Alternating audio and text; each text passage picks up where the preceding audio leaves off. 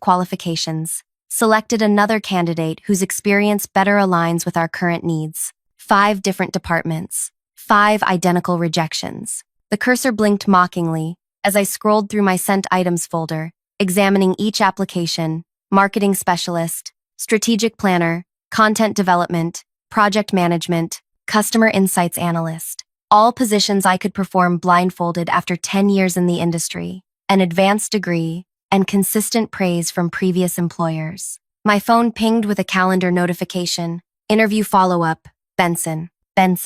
The HR representative who'd smiled too widely during my last interview, whose eyes had traveled down my blouse when he thought I was reviewing the portfolio I'd brought. The same man who'd said, "You're exactly what we're looking for," before the panel of 5 men nodding in agreement. Lies. Something snapped inside me. I dialed the company's main number, surprising myself with how steady my voice sounded. "Human resources, please. I'd like to schedule an in-person meeting with Benson." 3 hours later, I sat across from him in a small conference room. His surprise when I walked in had been almost comical. "Iris," he said, recovering quickly. "What can I help you with today?" I placed my laptop on the table and turned it toward him, displaying all 5 rejection emails side by side. "What's really happening here?" My voice was quiet but clear. "I'm not sure what you mean," he said, his eyes darting to my screen. 5 positions, 5 rejections, each with identical wording. I've scored at the top of every assessment.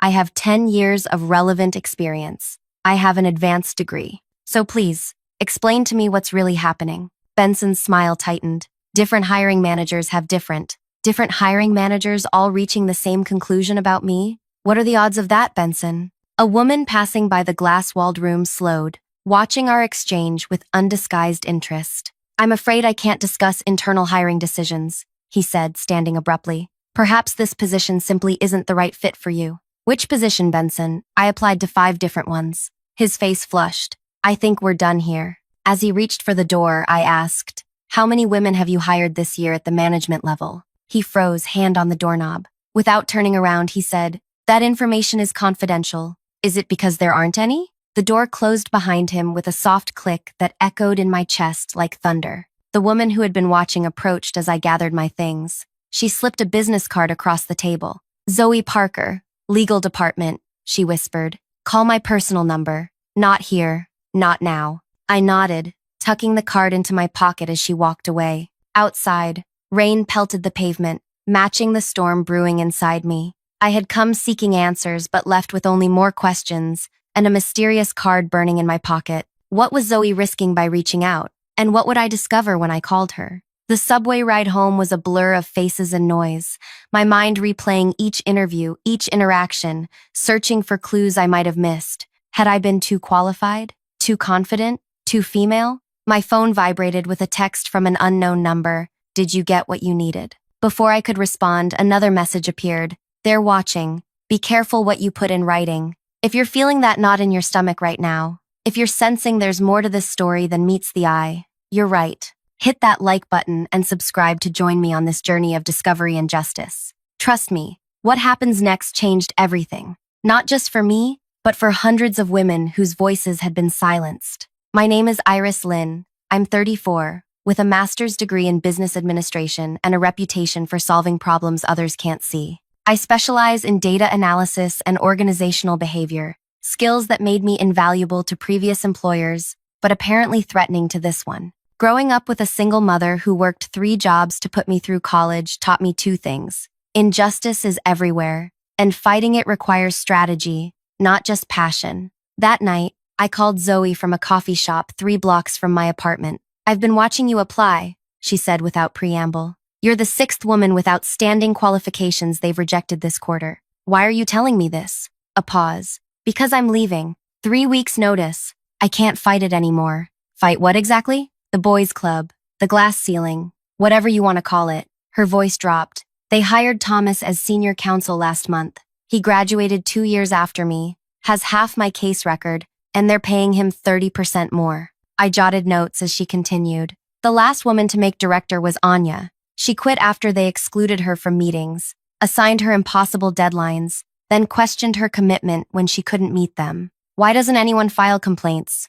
Zoe laughed bitterly. 3 women did last year, all pushed out within months. Coincidentally, of course. Of course, I echoed. Listen, there's more. Check their leadership page. 28 executives, 26 men, 2 women, both in HR and communications. Their annual report brags about diversity initiatives, but the numbers tell the truth. After hanging up, I researched deeper. The company's social media showcased smiling women at company events, but a closer examination revealed most were administrative staff or junior associates. I created a spreadsheet tracking job postings against new hire announcements, noting gender patterns. The data was unmistakable. Women were interviewed but rarely hired above middle management. 2 days later, I developed a 3-part strategy. First, I applied for a small contractor position through an agency, using only my initials instead of my first name. Second, I launched an anonymous industry blog analyzing market trends,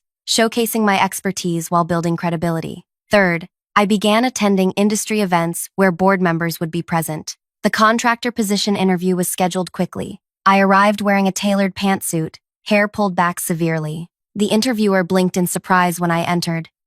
Lynn, we were expecting Iris Lynn, I confirmed, extending my hand. Shall we begin? His discomfort was palpable as I methodically addressed each question with precision and authority. By the end, his expression had shifted from surprise to reluctant respect. Your technical knowledge is impressive, he admitted. Thank you. When can I expect your decision? Soon. Very soon. Meanwhile, my blog gained traction. I published detailed analyses of industry challenges and solutions, carefully avoiding any mention of specific companies, but demonstrating deep understanding of the field. At my first industry function, I approached Wilson, a board member known for his progressive views. Your quarterly report indicates a 17% efficiency gap in your Eastern operations, I said after introducing myself. His eyebrows rose. You've read our quarterly report? I read all public documents from major industry players. May I offer an observation? By the end of our conversation, he was asking for my card.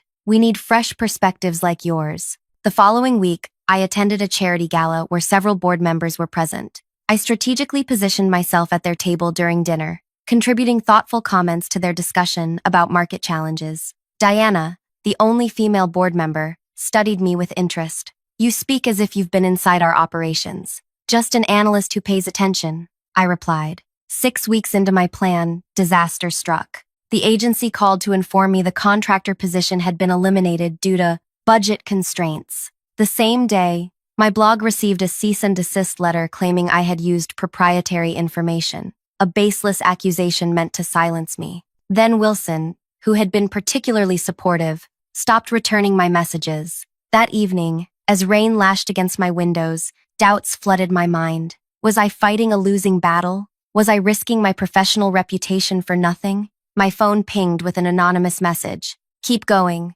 You're making them nervous. The sender's identity remained unknown, but the message reignited my determination. If they were trying to stop me, I must be on the right track. I pivoted my approach. Fighting alone from the outside wasn't working. I needed allies. Through Zoe's connections, I reached out to 3 other women who had experienced similar rejections. Vera, a marketing strategist with 15 years of experience. Kaya, a financial analyst with 2 published papers on industry optimization. And Liv, a former employee who had left after being passed over for promotion 3 times. We met at my apartment, spreading our documents across my dining table. They interviewed me 4 times, Vera said. Each time, they hired a man with fewer qualifications. Kaya nodded. Same pattern. They love my ideas but never quite find me the right fit. Liv added. When I asked why I wasn't promoted, my manager said I lacked leadership presence, whatever that means. Together, we formulated a new strategy. Rather than trying to break in individually, we would apply pressure collectively. We began attending shareholder meetings, asking pointed questions about hiring statistics. Your annual report mentions commitment to diversity, yet management remains 93% male. Could you explain this discrepancy? We created presentation decks comparing the company's public diversity claims against actual numbers, sending them anonymously to board members and industry publications. The pressure was building, but would it be enough to crack the foundation of bias that had stood firm for decades?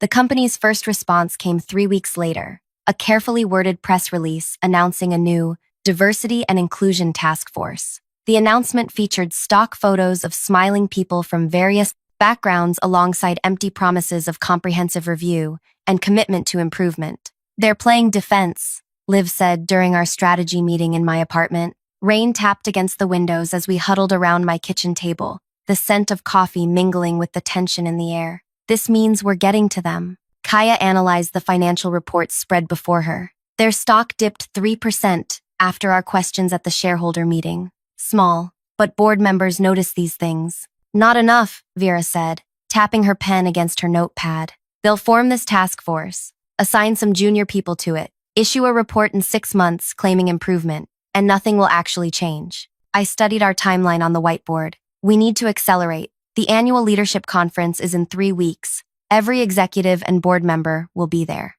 along with potential investors and industry press, Liv added. "Perfect," I said, my mind already forming a plan. We spent the next week preparing detailed, data-driven packets comparing the company's hiring patterns against industry standards. We included anonymous testimonials from current and former female employees, statistics on productivity and innovation in diverse versus homogeneous teams, and concrete recommendations for improvement. "Remember," I cautioned as we finalized our materials, "this isn't about attacking them. It's about showing them a better way forward, one that benefits everyone, including their bottom line." The night before the conference, doubts crept in as I laid awake staring at my ceiling. What if this backfired? What if they found ways to discredit us? What if this ended with all of us blacklisted in the industry? My phone buzzed with a text from Kaya. "Nervous?" "Terrified," I replied honestly. "Good. Means we're doing something important." The conference venue gleamed with polished marble and ambient lighting, people in expensive suits networking over mimosas and tiny quiches. We arrived separately, dressed professionally, name badges displaying our affiliations with various industry organizations rather than our own consultancy we'd hastily formed. Liv positioned herself near the registration desk, monitoring arrivals. "CEO just walked in with the executive team," she murmured into her earpiece. "Board members at the northwest entrance." Vera approached the event coordinator, pressing our revised proposal into her hands. "The CEO requested this be added to the presentation materials for the innovation panel." The coordinator looked confused. "This wasn't on the schedule." "Last-minute addition," Vera said confidently. He was quite insistent. Meanwhile, I navigated toward Diana, the female board member who had shown interest in my analysis at the gala. "Miss Lin," she said, recognition lighting her eyes.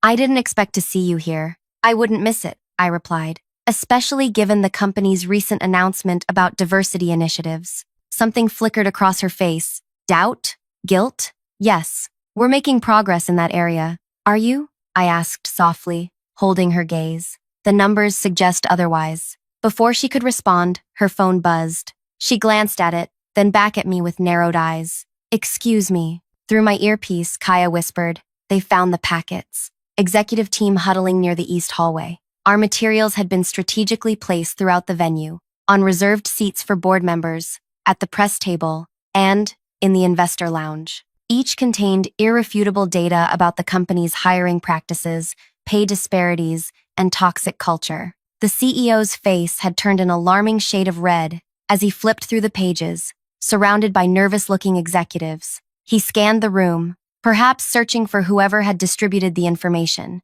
I felt a hand on my elbow. Turning, I found Benson from HR, his expression a mask of forced pleasantry. "Miss Lin, what a surprise. I wasn't aware you were attending today." "Professional development," I said with a smile that matched his insincerity, always looking to stay current. "Indeed." His grip tightened slightly. "Perhaps we could chat privately? I believe there may have been a misunderstanding regarding your applications." A flutter of hope. Was this working already? I quashed it immediately, recognizing the tactic. Isolation. Any discussions about my applications should happen formally, with witnesses, I replied loud enough for nearby attendees to glance our way. "Unless, of course, there's something you wouldn't want others to hear?" I replied. His smile remained fixed, but his eyes hardened. "I'm simply trying to clear up a potential misunderstanding." 5 identical rejections doesn't sound like a misunderstanding to me, Benson. It sounds like a pattern. People were watching now, curiosity piqued.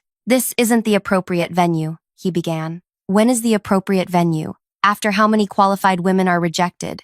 After how many complaints are buried? after how many careers are damaged. The CEO approached, his face composed but eyes blazing. Is there a problem here? No problem, I said calmly. Just discussing your company's hiring practices. Have you had a chance to review the materials we prepared? The data is quite compelling. His jaw tightened. I don't know what game you're playing. It's not a game, I interrupted. It's people's lives and careers, and it's your company's reputation and potential. Diana joined our growing circle, along with 2 other board members. What materials are you referring to? She asked. I nodded toward the packet in the CEO's hand. The comprehensive analysis of how this company systematically excludes women from leadership positions while publicly claiming to value diversity. A journalist hovered nearby, pretending not to listen while typing rapidly on her phone. The CEO's smile was glacial. Perhaps we should continue this discussion privately. I think that's an excellent idea, said Diana, surprising everyone. In fact, I'd like to convene an emergency board meeting. Now. The next 2 hours passed in a blur. The board commandeered a conference room, calling in members who weren't physically present. Vera, Kaya, Liv, and I presented our findings methodically, answering questions with data rather than accusations. Some board members were defensive, others shocked, a few seemingly unsurprised. The CEO alternated between dismissive and threatening, while Benson sat stone-faced, occasionally whispering to the company's legal counsel. This is preposterous, the CEO finally exploded. These women are disgruntled applicants trying to damage our reputation because they weren't hired. Diana leaned forward. The question isn't whether we're being attacked, Gregory. The question is whether the accusations have merit. Our hiring practices are completely fair, Benson insisted. Then you won't mind an independent audit, I suggested. Absolutely not, the CEO snapped. We're not subjecting ourselves to some witch hunt based on cherry-picked data. Afraid of what they'll find? Liv asked quietly. The tension in the room was suffocating when Diana spoke again. I move that we engage an independent firm to review our hiring practices and corporate culture. Seconded, said Wilson, surprising me after his earlier silence. This is completely unnecessary, the CEO protested. Our internal processes have clearly failed, Diana interrupted. The vote is 7-2 in favor. The audit proceeds. Outside the conference room, Vera squeezed my hand. First victory, she whispered. But our celebration was premature. The following week, the company announced they had selected an audit firm, one known for its close relationships with major corporations and management-friendly findings. They're rigging the game, Kaya said when we met to strategize. That evening, my doorbell rang unexpectedly. Through the peephole, I saw Diana standing alone in the hallway. I opened the door cautiously. This is unexpected. May I come in? She asked, glancing down the corridor. Inside, she declined my offer of tea, pacing my small living room instead. They're preparing to bury this, she said without preamble. The audit will find areas for improvement, but no systemic issues. The CEO is already drafting a response claiming vindication. My heart sank. You seem well informed. I've been on this board 5 years. Do you know how I got there? I was the token woman they needed for optics after a similar complaint years ago. Her eyes met mine. I told myself I could change things from the inside. Instead, I've watched dozens of qualified women get passed over while nodding along with the excuses. Why are you telling me this? Because I'm tired of being complicit. She handed me a flash drive. Internal communications about hiring decisions for the past 3 years. Performance reviews. Salary data. Everything you need. I stared at the small device. This could cost you your position. It already has. I submitted my resignation this morning. She moved toward the door. What you do with that information is up to you. But whatever it is, I suggest you do it quickly. They're mobilizing against you. The implications hit me as soon as she left. She had just handed me evidence of potentially illegal hiring practices and painted a target on my back. I called an emergency meeting with my allies, explaining the situation. We have 2 choices, I said. We can take this to the press, blow the whistle publicly. Or what? Vera asked, eyes fixed on the flash drive sitting on my coffee table like a live grenade. We could try something unexpected, I said slowly, an idea forming. Something they would never anticipate. What exactly did you have in mind? Liv leaned forward, intrigued. What if, instead of attacking them, we offered to help them? I suggested. Kaya frowned. Help the people who rejected all of us? Not help them cover this up, I clarified. Help them actually fix the problem. Why would we do that? Vera asked. And why would they let us? I smiled. the pieces of a new plan falling into place. Because sometimes, the best revenge isn't destruction, it's transformation, on our terms. Little did I know then how our quest for justice would evolve, or the formidable obstacles still ahead. The company's resistance would prove more entrenched than we imagined, and the personal cost higher than any of us expected. But in that moment, looking at these three brilliant women who had joined me in this fight, I felt something I hadn't experienced since opening that fifth rejection letter: hope. What none of us realized was that someone inside the company was already working to undermine us, someone with far more to lose than just their reputation.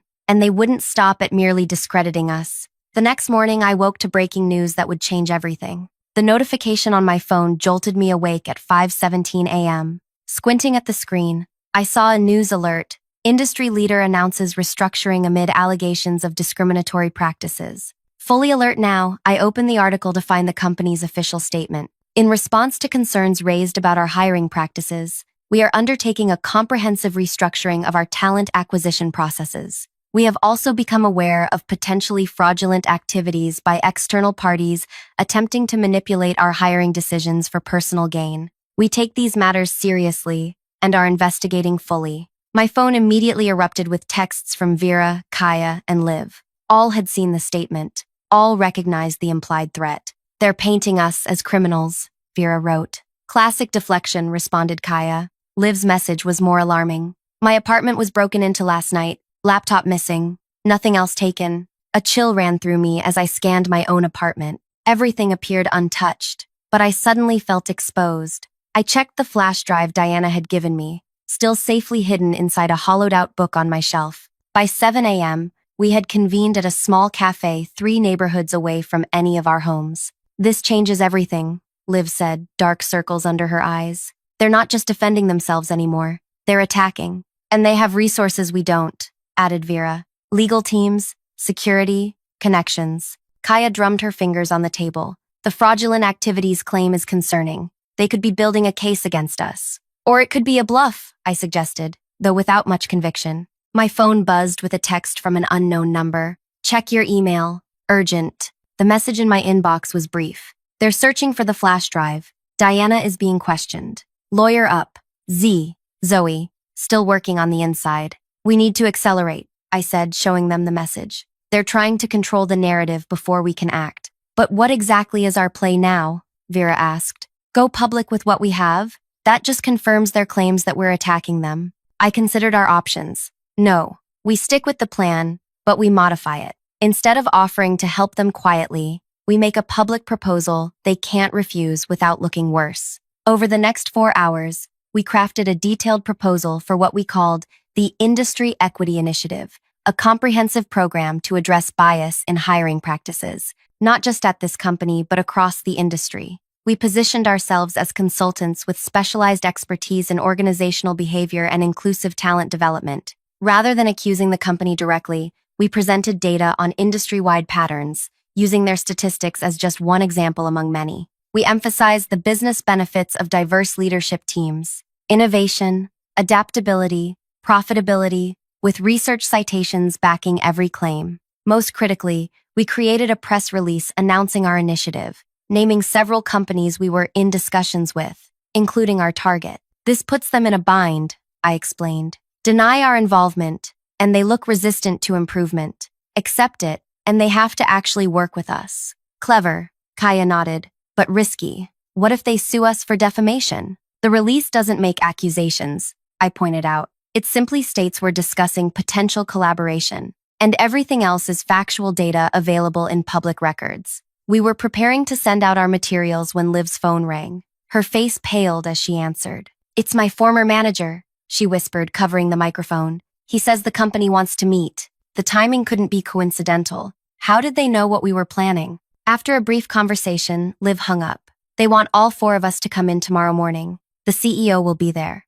"It's a trap," Vera said immediately. "Maybe," I conceded. "But it's also an opportunity. They're worried enough to invite us in. Or they want to threaten us face to face," Kaya countered. We debated for an hour before reaching a decision. We would attend, but on our terms. We'd meet in a neutral location, not their offices. We'd bring our own recording devices. And most importantly, We'd send our press release to key industry publications with an embargo. If we didn't confirm by a specific time tomorrow, the story would go live. That night, I barely slept. Around 3 a.m., I heard a noise outside my apartment door. Footsteps paused, then continued past. Paranoia? Or actual surveillance? Impossible to know. The meeting was set for 9 a.m. at a downtown hotel conference room. We arrived early, swept the room for listening devices, finding none, and positioned ourselves strategically, backs to walls, facing the door, recording apps activated on phones placed casually on the table. At precisely 9 a.m., the door opened. The CEO entered first, followed by Benson from HR, two people I assumed were legal counsel and, surprisingly, Diana. "Thank you for coming," the CEO began with practiced cordiality. "We wanted to address some concerning activities directly." "Such as?" I asked, matching his professional tone. "Let's not play games, Miss Lin," Benson cut in. "We know you've been coordinating efforts to damage this company's reputation." "Actually," Vera interjected, "we've been researching industry-wide hiring patterns and their impact on business performance. Your company is just one data point in our analysis." The CEO's smile tightened. "And this analysis conveniently began after you were all rejected for positions?" "Research often starts with personal experience," Kaya replied calmly. "That doesn't invalidate the findings." Diana hadn't spoken yet, but I noticed her watching me intently. She gave an almost imperceptible nod toward one of the lawyers, the younger woman whose hands were clasped too tightly on the table. "We understand you may have concerns," this lawyer said, her voice surprisingly gentle. "But attempting to pressure a company through threats and stolen data isn't the appropriate channel." "What's stolen data?" I asked innocently. The CEO leaned forward. "We know about the flash drive, Miss Lin. So that was their play. Trap us into admitting we had confidential information." "I'm not sure what you're referring to," I said. "All our research uses publicly available information." Frustration flickered across his face. "Let's be direct. We're prepared to offer all of you settlements in exchange for confidentiality agreements and the return of all company data in your possession." There it was, the bribe. "How generous," Liv said coldly. "And what exactly would we be keeping confidential? Your systematic exclusion of qualified women from leadership positions? These are unsubstantiated allegations," Benson began. "Actually," I interrupted, "they're thoroughly substantiated and documented and ready for publication, unless we can reach a more constructive agreement." "Blackmail?" the second lawyer asked. "Negotiation," I corrected. "We're not interested in settlements or confidentiality agreements. We're interested in actual change." I slid copies of our Industry Equity Initiative proposal across the table. "This is our counteroffer. We establish an independent advisory board to review and improve hiring practices, not just at your company, but industry-wide. You become the first corporate partner, demonstrating leadership in addressing a problem that affects the entire sector." The CEO glanced at the proposal, then pushed it away. "This is absurd. You want us to hire you after this stunt?" "Not hire us," Kaya clarified. "Partner with us. There's a difference." "And if we refuse?" asked the second lawyer. I checked my watch. "Our press release goes live in 20 minutes. Your choice whether it positions you as part of the problem or part of the solution." The tension in the room was palpable as the CEO conferred in whispers with his team. Diana remained silent, her expression unreadable. Finally, the CEO turned back to us. "We need more time to review this proposal. The press embargo expires in 18 minutes now," I reminded him. "This is coercion," Benson hissed. "This is consequences," I replied evenly. The younger lawyer whispered something to the CEO, who looked increasingly cornered. "Fine," he snapped finally. "We'll participate in your initiative as founding partners, but we have conditions." "So do we," I responded. What followed was 15 minutes of intense negotiation, resulting in a framework agreement that would establish the Industry Equity Initiative, with independent oversight, transparent reporting, and accountability measures. As we all stood to leave, Diana finally spoke. "I'll be serving as board liaison to this initiative," she announced, surprising even the CEO, given my resignation was never formally accepted. Outside the hotel, we maintained our composure until turning the corner, then broke into breathless laughter and tears. "Did that just happen?" Liv asked incredulously. "It happened," I confirmed, still processing the magnitude of what we'd accomplished. "But will they actually follow through?" Vera wondered. "They'll have to," Kaya said. We've got the agreement in writing, witnesses, and recordings. Plus, I added, checking my phone, I just confirmed with our media contacts. The release is live, but with the updated information about the partnership. 3 months later, I stood at a podium addressing the company's quarterly all-hands meeting, not as an outside consultant, but as the newly appointed Executive Director of Organizational Development. The journey to this moment had been neither simple nor straightforward. The initial agreement had nearly collapsed twice. Anonymous threats had been sent to all four of us. Industry competitors had tried to undermine the initiative, but we had persevered, backed by data, determination, and growing public support. Today marks a new chapter, I began, surveying the sea of faces before me. 3 months ago, I stood outside these doors, repeatedly rejected despite my qualifications. Today, I stand here to ensure that talent, not gender, determines opportunity. My gaze found Benson in the crowd, now demoted to Associate HR Manager. Beside him sat the hiring managers who had rejected me 5 times. They avoided my eyes. This initiative isn't about retribution, I continued. It's about transformation, about building a company that truly embodies the values it claims to uphold. In the front row sat Vera, now heading the new talent acquisition team. Kaya had been appointed to lead data analytics for the initiative. Liv was developing training programs for management. The audit results released today confirm what some have long suspected. Systemic barriers existed that prevented qualified women from advancing. Those barriers are now being dismantled. Diana, who had emerged as our strongest ally on the board, nodded approvingly. The revenge some expected me to seek isn't in punishment or public humiliation, I said, lowering my voice slightly. It's in the 73% increase in female applicants for leadership positions. It's in the new mentorship program connecting senior women with emerging talent. It's in the pay equity adjustments implemented last month. I paused, letting my words sink in. And it's in the face of every woman in this room who now sees a path forward that wasn't visible before. The CEO shifted uncomfortably in his seat as I continued. Change isn't easy. Some resist it, some resent it, but the data is undeniable. Diverse teams perform better. Inclusive companies innovate faster. Equitable workplaces attract top talent. I gestured toward the screen behind me, where our latest metrics were displayed. Since implementing these changes, employee satisfaction has increased 12%. Productivity is up, turnover is down. By every measurable standard, this company is stronger today than it was 3 months ago.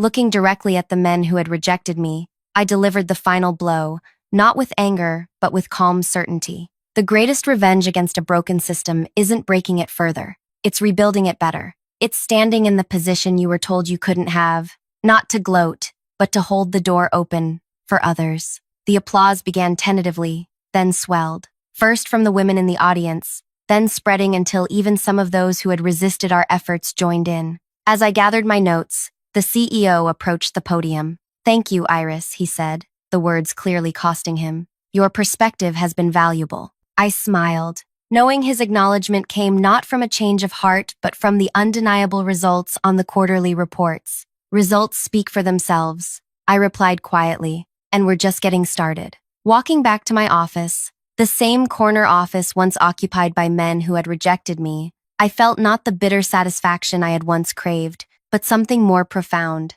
The system that had tried to exclude me was now under my influence, changing from within. If you've ever faced rejection that felt unfair, if you've ever suspected the playing field wasn't level, I hope this story inspires you to look deeper, gather your evidence, and find constructive ways to create change. The greatest victories don't come from tearing others down, but from building something better in place of what was broken. Like, comment, and subscribe for more stories about transforming obstacles into opportunities. Because sometimes, the most powerful response to no is not anger, but innovation.